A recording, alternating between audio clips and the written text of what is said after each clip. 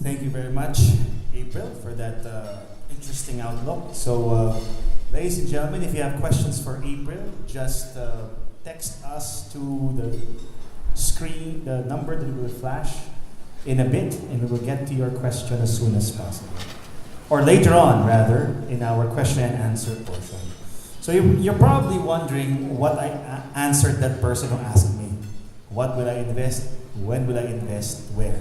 I always tell them, as April mentioned, we are entering that golden demographic era, a time where the Philippines will be in such an opportunity to have growth, economic growth. And if you observe the other countries who underwent that same process, then your minds would be actually be boggled. So it's talking about 3, 4, 5 times GDP, and the level of the markets are also unprecedented. So I tell them to stay invested, remain calm, and of course, diversify your assets. But of course, that response won't be acceptable to an active trader. So to answer those inquiries, let me introduce our next speaker. He is the best technical analyst in the Philippines. It has been awarded by the Fund Managers Association of the Philippines, FMAP, for 2 consecutive years.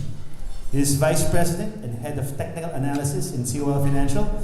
Ladies and gentlemen, it is with great pleasure that I introduce to you Mr. Juanis G. Barredo.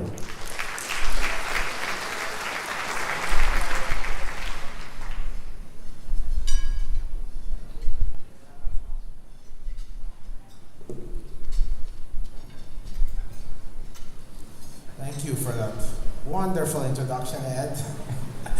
Anyway, again, I'm very happy to be able to meet everyone once again and to see such a very bigger crowd, of course, into our premium base. And like was pointed out earlier on, by April, we really have to be able to deal with seeing a very hefty rally, which we started off since the very first quarter. And we are at the point where indexes reaching the previous high, closer to 8136. And yeah, I'm sure that many of you are trying to be able to figure out, what do I do? I mean, do I continue to stay into the market? Do I have to be able to prune my positions? Do I even buy more? Some of you daring ones are probably trying to do that. And today we'll look into the technicals to see how things fare and how we have to be able to position ourselves or prepare for anything forthcoming.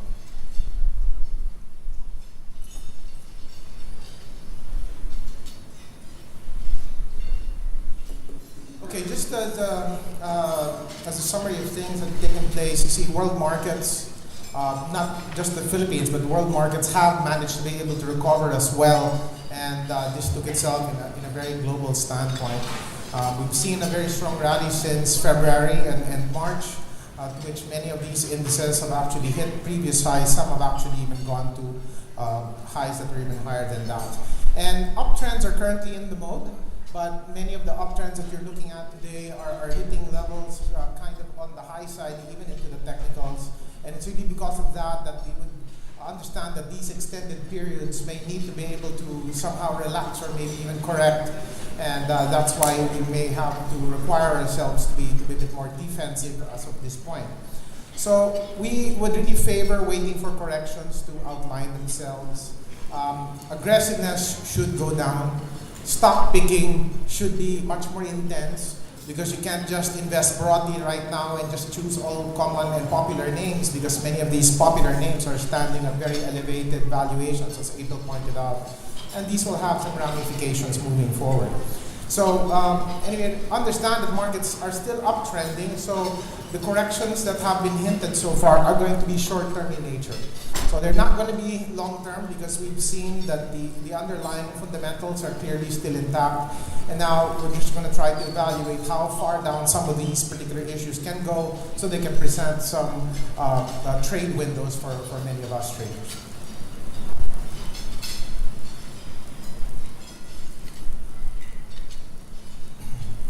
The picture you see in front of you shows you the performance of different markets, and particularly we have looking at 5 markets all in all. The first 2 highest that you see there are the Philippines and the Emerging Market Index. If you don't know what the Emerging Market Index is, it's simply an aggregation of countries called the emerging markets. And these together have actually also climbed significantly higher as compared to the Philippine index. In fact, as of 2 days ago, the emerging market index was actually yielding a little bit higher than the Philippines, because you see the Philippines started to consolidate in the last couple of weeks, and that's why, of course, the other markets managed to be able to facilitate a rally. On number 3, we have the S&P 500 index. It's done well, but its return so far for the year is about 6.7%. And if you notice on the latter two, we do have Japan and China falling still into the negative for the year, because they do have their own intricate fundamentals that have been weighing down on their economies, and it's because of that that many of these things have weighed out. Now, Japan and China on occasion do create some tremors into the market, but I don't see anything right now that may gyrate their market too much that could cause us to be a bit more volatile. I am a little bit more watchful of the valuations now of emerging markets and the US, and if these correct along with us, then it might be, or it might augment the corrections that we are looking at into the short term. So if you're watching any markets right now, it should be the emerging markets and the US, and see how that will affect us. Now, moving on to the US in particular, the S&P 500, which you see there on the left side of the screen, has been climbing up very well. The last time that it's hit its trend line was not too long ago. It built a consolidation pattern. It broke above that, and now it's still into an upward movement. But we already have been noticing that momentum on this market has actually been slowing down. In fact, I've also taken a look at some of the earnings that they've been showing, and earnings levels have also been slowing down into the US despite market prices moving higher. And usually when you have those two things moving away from each other, that obviously means that it's time for you to start watching things a little carefully, because the market is just taking in the last end of this push for the meantime, and it might also need another correction in that sense. Now, in the right side, I drew a sample that I saw in the Dow Jones Industrial Average back in 2014. And in this particular sample, if you would follow me, you would see in this area over here, you will see a very, very strange movement. It looked like a small consolidation, a breakout from the price, and all of a sudden you see prices tumbling very quickly. Now, this was a typical correction, by the way. It did not kill the uptrend then. It just caused a very big short-term correction. After that, the market proceeded to climb back and went into a new high thereafter. So if something like that were to happen again, and I'm thinking that's possible, because if you look on top of that, you will find the Dow sample today, and it seems to be doing exactly the same thing it did back then. And since part of our analysis in looking at price history looks to see if that can be repeated, then we have to be very prepared just in case that such a thing can happen again. If it does, it may cause vulnerability or profit-taking issues, and that just might be the opportunity many of us have been waiting for. Now, I know as time had moved on, December 2015, the US raised interest rates for the first time in a very long period. What happened thereafter was, well, everybody was enjoying their Christmas break, but when they came back to the market in January, they were greeted by a very big decline, right, as you probably remember. And one of the things that people are still worried about today is what happens if the US will continue to raise interest rates. And here we are again on a guessing game, trying to figure out, is September going to bring one? Is December going to bring another one? And if you notice the graph on the right side, you would notice that the percentages of a December rate hike are standing at about 40.3% right now in terms of probability. And that means that people still think that the US economy is growing fast enough that they may attempt to be able to challenge itself with one more rate hike. So this causes vulnerability again, because of course people know rise in rates is something that markets don't like. But I think if any rate hike is going to come, I hope you guys don't get freaked out about it, because if you look at the graph on the left side, that is the price of US bond yields. US bond yields kind of are precursor, they move ahead of interest rates. And if you look at that graph, it shows you that the long-term trend is still pointing down. all in short, medium, and long-term trends. When you have all three trend periods pointing in that direction, it's very difficult to unwind. So if the market is going to show any rate hike, it's going to be brief. It's going to take another long time before the next one comes in. So it's only going to scare the market a little bit for a while, right? And it's not going to allow things to tumble over. Again, if that happens, that can bring out another opportunity for us to be able to pick up a market that today is rather expensive. So our job is to be able to watch out for these little shocks that we can take advantage of. And just remember that the longer term view is still intact. And so such shutters like this should be taken advantage of when they come. In terms of the US dollar, now if you notice here on the left side, we've had a very roughly a pretty strong dollar coming to the first half of that picture. And then you see the dollar go sideways for a very long period of time. The reason for that is because, remember, the dollar was going up in anticipation that rates in the US would pick up. And because we've seen that interest rates have not been going as high as they initially expected, the dollar started to flatten off and started to move sideways. It has not changed that trend since. And since we're still here trying to figure out whether we're going to raise rates or not, then the dollar will proceed to move sideways until something more definite surfaces. Looking at the dollar in the more shorter term on the right side, it had tried to make a rally. It only rallied to the halfway mark of that big band that it has. And now we see the dollar coming back down. And that puts, again, another look into us, because we have to watch the support of this particular structure and see if it can hold or not. So if you're thinking about looking as or buying the dollar in an aggressive sense, I would say that that might not be the good thing to do. You might get a little bit of a bounce after coming from support, but the upside of holding the dollar might be quite mute. So my suggestion is that you treat it as a range. You should be buying and selling it accordingly. And only when the dollar breaks out of this particular large range should we attempt to do something in more aggressive states. So I'm more in a camp of seeing the dollar stay rather soft until decisions on interest rates will manifest. In terms of the influence now of the dollar into commodities, particularly oil and gold, there is a relationship here, and it is an inverted relationship. So that means that if the dollar tends to weaken, then the tendency for oil and for gold is to strengthen. Okay? So when you have that particular relationship ongoing, you can see that the recent pullback into the US dollar, you can see a rally taking place on oil here on the left side, and of course gold has been rather up there too. And so again, it's going to be watching what the dollar will be doing to the short term to be able to command the movement of these two particular commodities. Oil will run into problems at present levels. It's closing in on a heavy resistance zone between 50 to about 5150 or 5160 zone, and I think it might slam itself on some stopping power at that area. However, given the conditions that in the last pullback of oil price that it has managed to be able to generate a 50% Fibonacci correction, that means that a rally should just hit the previous high, maybe just slightly break it a little bit, but try to be able to wind into this particular range for the moment. Okay? Gold on the right side of your screen still maintains an upward trend, but if you were to look at the channel that it is moving, it is slightly on the upper boundary of that, so there is a potential that gold could simmer down, particularly if the dollar attempts to be able to make a rally. If you have a position banking on gold's uptrend, you can hold it as long as you're taking a much more longer-term orientation, but do expect some cascades from gold because of the choppiness into the dollar. Now, looking into the emerging markets, and particularly in Europe, the emerging markets have actually done quite well.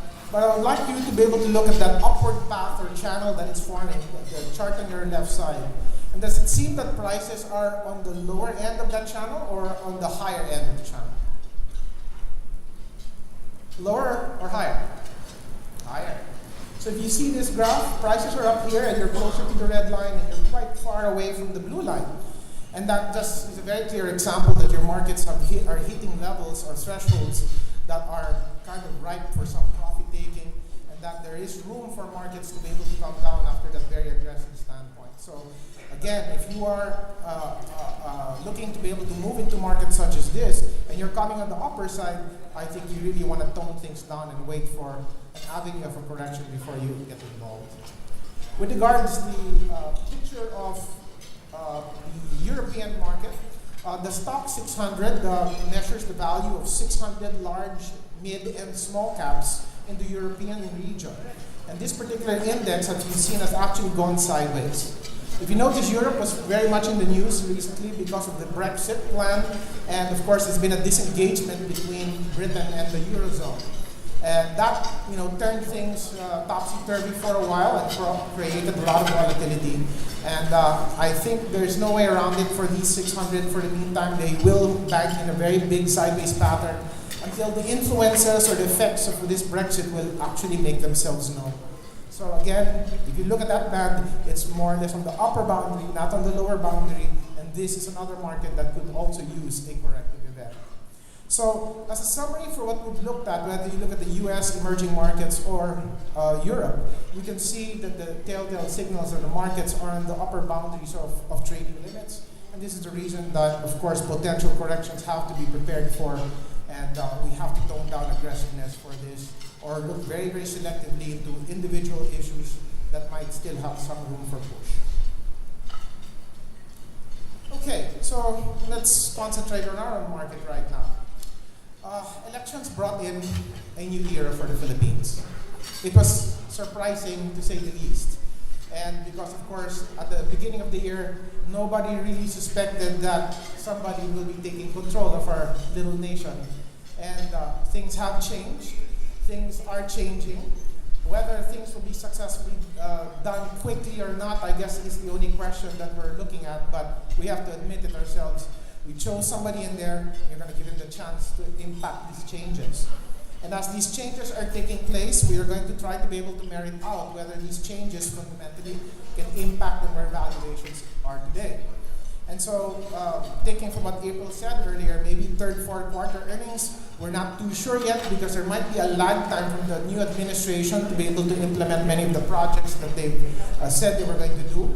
And as you know, many of them still have some hurdles. They're asking for emergency powers for certain things, and that takes time to be able to produce. So these changes may have to take a little bit of time, and I don't know if you really can do that all in your first 100 days. So maybe we should extend our expectations. Now, how has the Philippines fared since these times of the year? Like I said in the very beginning of the year, we had a very big sell-off in January, coming off the new year. And things turned around immediately after. Of course, we've gone through one anticipated event after another. So we started with interest rate expectations. People were talking about that we may have 4. Next thing you know, we're not even sure if we're going to have 1, right? And eventually the market rallied after that. Then, of course, we had falling oil prices. I don't know if you guys still remember, but prices of oil went down to close to $25. Right now, it's going closer to 15. It's almost doubled its value since. And we also went through the Philippine elections. And you can see as the market went through this, and of course Brexit, the last incident we have there. And although our market has been a little bit choppy, it's been quite steadfast in maintaining its advance. And I think that's a very good sign for us because no matter what you put ahead of it, the market seems to want to continue to move higher. But now we just have to be a bit more realistic with the pace of the advance because much of the movement that we've seen has recovered almost the entire losses of the beginning of the year, and now we're close to major resistance. Now moving forward, we may have to be able to anticipate certain events that can cause some volatility, maybe not necessarily in our market, but we may be as a consequence to it because in the US there's going to be election time, and again the decision for rates will come perhaps closer to December. And as these things generate volatility, perhaps in the US market, it might invite some volatility in ours as well. Now, the Philippine peso has actually done well along with our market as well. If you notice, after devaluing, because we've had some volatility as the Brexit conditions came in, there were devaluations taking place because of it. Also, in the beginning of the year, we also had some devaluations from China, which urged a lot of Asian markets to do the same thing. But now it seems that the Philippine peso has stabilized from that devaluating high that we hit closer to about 47.37, and it's actually eased off, and it's now also making a consolidation band. So if you notice the chart on the right side, which is more shorter term band for the peso dollar rate, it will show you that the range that we're trading within right now would be closer to a range of about between 46 to 45.97 being the low side, the upper boundary being closer to about 47.37. Right? So that would probably be the range that we're going to be looking at into the short term, because we haven't seen that range crack yet.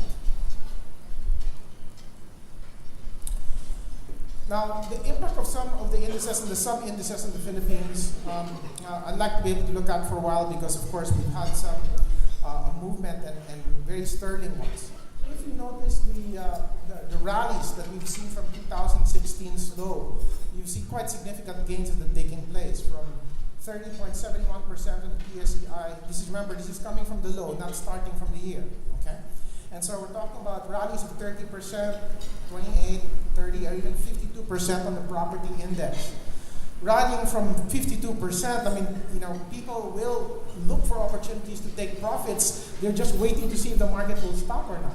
And so if they see right now that we will encounter a wall of resistance where we are, and there are these volatile spears ahead, I think it could unmask more opportunities to be able to take some profits, and this is why the likelihood of a correction starting from where we are, if not already, is quite high.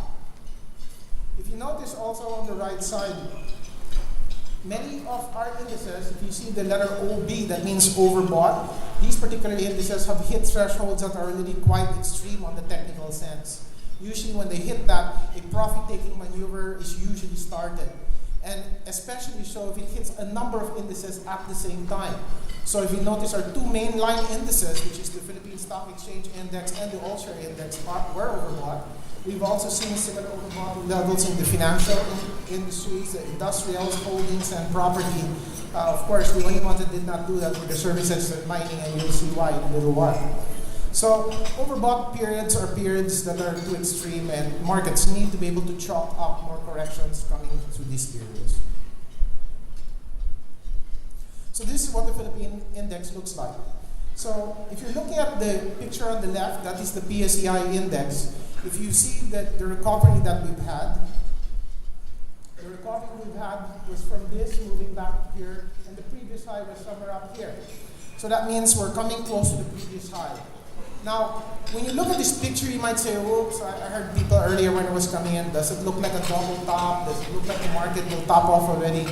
Well, in the short term it may, but don't think that the long-term picture is similar to that short-term picture, because it doesn't look that way. You can clearly see that the uptrend here is very much intact. It's just we're in the upper boundary, like I said earlier, and we need to be able to relax from this front. Right? Now, the more shorter-term picture you see on the right side shows you the index since rallying in the beginning part of the year. And you've seen that the market has actually gone slightly lower to sideways already. This already tells you that the correction has begun. Right? So some of you are waiting for the market to correct. It's begun. The correction has begun. It's just coming from a very strong standpoint. You're not going to get a market that's just going to plop down. It's going to take a while before you would see the raw end of a correction. And if you do even see acceleration on the way down, that would tell you that the market's nearing the completion of the correction. All right? So you might want to take that into account when you see one coming. If some of you want to have a look at the support and resistance figures, I printed it down, and we will send you a copy of this in digital format so you can look at it in greater detail. Now, what's making it very difficult to assess the index is if you look at the index, which has not hit a new high yet, look at the sub-indices in the PSEI. If you look at the first two on top, you will see the property and the holdings companies. They have hit new highs already. Right? So if someone's saying resistance, well, there's no resistance there. The only reason why that market is feeling some pressure right now is because it's very extended. But look at the picture on top. The property and holdings indices have new highs. And that means the trend is very strong. So since you don't want to buy in the top end, you're looking for an opportunity to buy this on the way down. Okay? So don't let that create a double top phenomenon in your head that might restrain you from looking for the next potential opportunity. Now, the reason your index is not too strong is because of the two sub-indices you see below. You will see marked below the sub-indices of the mining and oil companies and the services industry, which is primarily weighed down because of BLDT and Globe Telecom. And these are the two that managed to be able to put a flatness in the index. So you might look at the index, you might say the index didn't go to a new high, and that's a very, very negative period. Well, yes, I know that is, but try to look deeper and see which are the ones that are creating the underlying weakness so that maybe we can isolate it out. And perhaps the picks that I will look for later on may be centered on pullbacks in the stronger indices rather than trying to buy reversals from the weaker ones, which we are not in favor of doing. Okay? So given the markets have desynchronized, we're going to have to try to look into preparing ourselves to what is to come. Now, when we started the year, markets were very, very sharply lower. We were talking about, of course, a major corrective event, which it was because the market did fall down quite heavily at the time. And on our last outlook, we said the market is going to make a big rally. Okay? What we couldn't tell you is up to where, because we didn't know what was going to happen. Were interest rates going to be raised? Who was going to be the next president at the time? There were a lot of question marks that were still taking place. But these have all taken place. Our market showed us the rebound was going to be strong. And that will tell you that the pullback shouldn't be too weak, right? So the pullback should be semi-strong in a sense, or semi-weak, and that should only take perhaps the pullback into a sideways type pullback rather than a very, very sudden or very sharp sell-off into this particular market. So the two types of corrections that we normally encounter will be sharp pullbacks or flat corrections like this. When we say flat, that means it's just going to go up and down within a set boundary, but it will not cast itself very heavily down. And we're more in the camp of seeing the flat type of correction now rather than a very sharp sell-off. And given that, if you were to look at the picture in the bottom, we estimated that the first line of support that the market will have to test is 7,850. That is a crucial area. We're almost there. But if it breaks that, that's the only time that you feel that the market can pull back, maybe closer to about 7,330. And hopefully that will be it. And then gyrate and create a sideways pattern over in time. If something goes wrong, and of course I wouldn't know what fundamental changes can happen in that meantime or whether something happens abroad that might hurt us. If nothing happens like that onwards, then it should be this scenario. So as the market attempts to simmer down and starts to correct closer to these support areas, you have to be watchful for opportunities for buy. So as an important technical note, you want to be able to look for potential top-offs in the market. Use some of the strategies that you see here. So if prices break below the 32-day moving averages, that's the trigger, and that will create markets downside ability. You want to wait for these pullbacks to end, okay? So don't just be, you might just see one little tick down and you're buying already. Remember, trends take time to unwind. So if you see prices pull down, it might take some time to also rally. So take your time. If April says you want to cost averaging pullbacks near to support, go ahead and do that. But at least you know where the areas to do it will be. Okay? I agree with her. There will be issue rotation. That will continue because in a sideways market, you're going to get a cascade of activity. So do expect that to continue. And just be wary.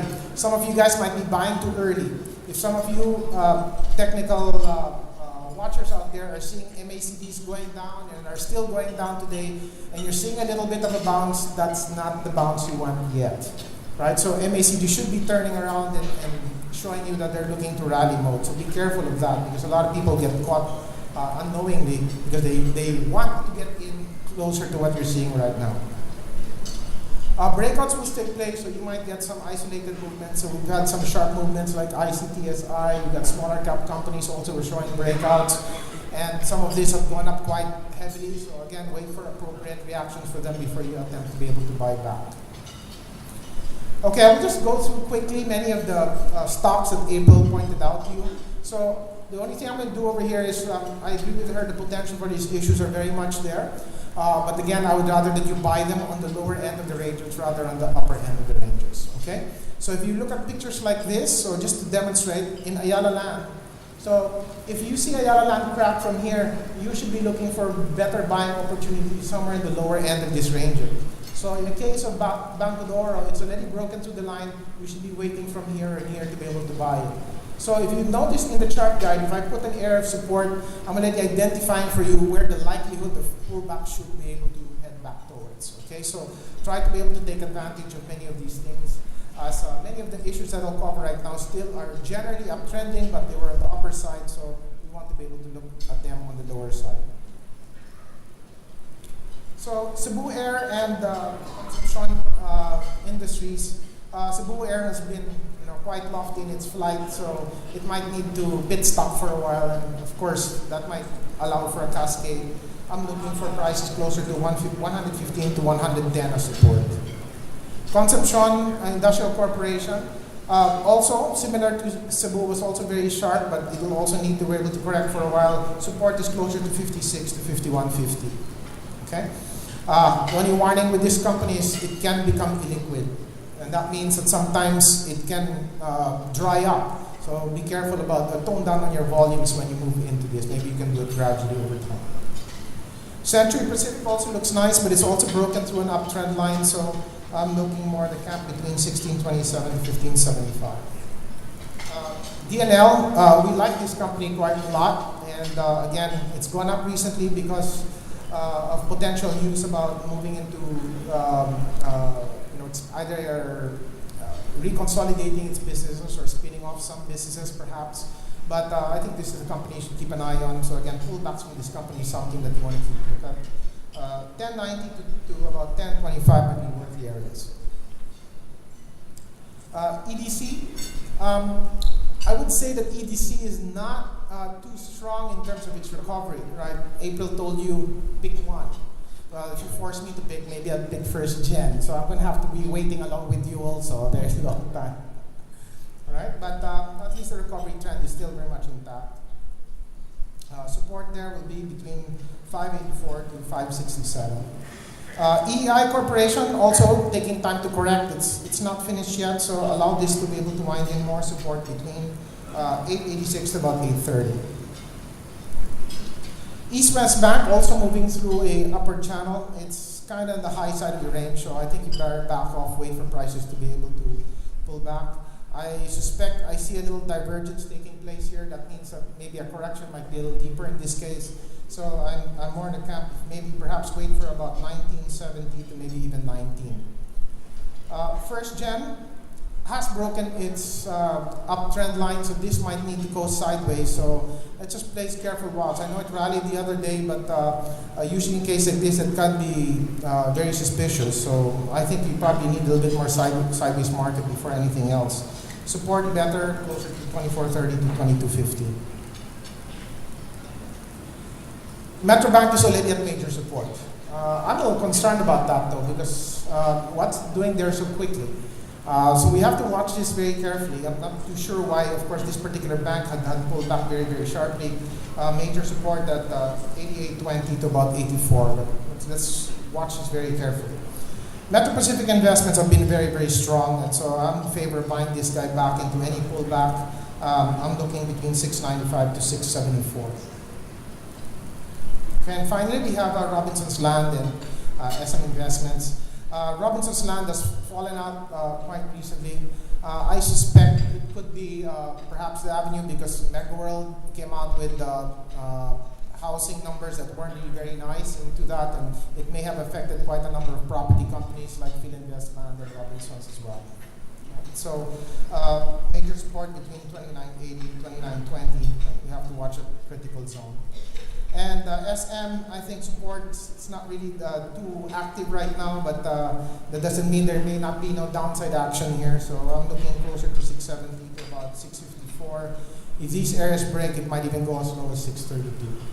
So these are the supportive areas for the indices. So try to be able to keep in mind what these can be so you're prepared whenever they come around. And just as a summary, so you can see that markets are pretty much on the upper side of their ranges, and that could open markets to the potential corrective ranges.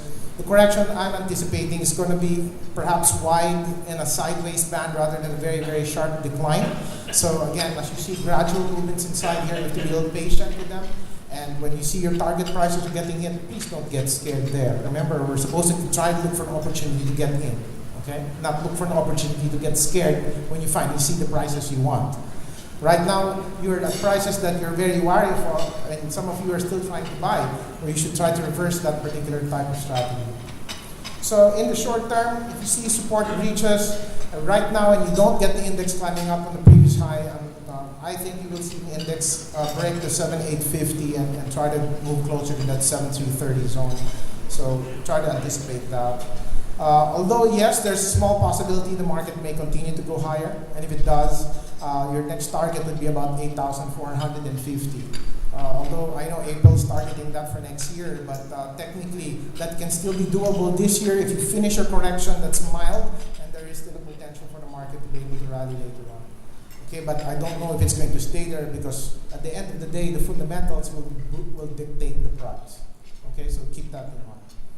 And of course, consolidations will drive issue rotation. You're going to have a lot of opportunities. So technical traders, this is your market. You're going to have a lot of opportunities in the rest of the year. You just have to know when to take a little bit of a vacation. Do it now, right? And for the rest of you who are anticipating the movements, ink out where your support levels should be. Mentally prepare what you're supposed to be doing. So when you see the price, all you have to do is act. All right. So with that, I will leave you with two thoughts. And of course, a lot of people have been asking me about trading strategies and what to do. I think right now it's a better time to fix the psychological strategy rather than the fundamental one, because that will take care of itself. And I know a lot of people have been buying a lot of small caps because there's a lot of movements. So you've got activities in PXP, NOW, Altera. Yes, you know them. I know you do. I do. And one of the top issues we've traded in the last 2 or 3 months was NOW, PXP, and Altera. And that just tells me right now what some of you guys are holding. And if markets are going to be correcting, mind you, remember, these are small issues that can dry up in corrected periods. So you have to be very, very watchful of these things. Right? So as it says there, if you do what you've always done, you'll get what you've always gotten. And that's where we're going to have to try to unwind the bad habits that we do have. And if some of you say, no, I want to buy that stock that will double and triple and quadruple, you're looking for an event that happens in a very seldom fashion. You think you'll catch one out of 300 stocks that are listed in the PSD? You'll be lucky to be able to do it. How many IMI gap up of so many percent will happen? Right? So you have to be able to try to understand that the big money here is doing things in a small fashion, but doing it over and over again. Successful businesses were not done overnight. They were done through hard work, with little by little motions, but doing it consistently. So I hope that particular strategy can earmark your conditions, and remember, of course, the points of our output today. So that brings me to a conclusion of my event. I'd like to say thank you again for everyone for showing up.